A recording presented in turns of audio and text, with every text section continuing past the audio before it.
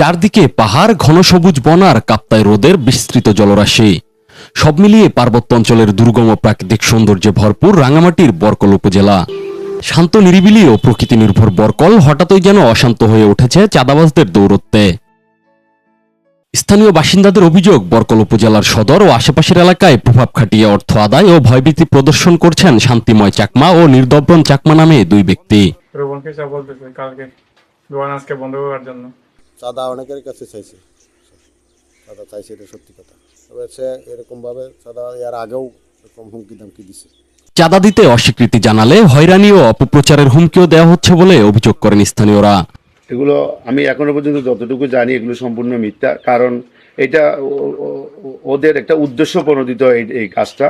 কারণ বিগত সময়েও তারা এগুলো নিয়ে করছিল। আমি যতটুকু আমার জানা মতে আমি হয়তো তাদের চাহিদা পূরণ করতে পারি নাই, সেজন্য হয়তো সুনির্দিষ্ট করে হয়তো তারা বারবার আমাকে এভাবে করে নাজেহাল করতেছে।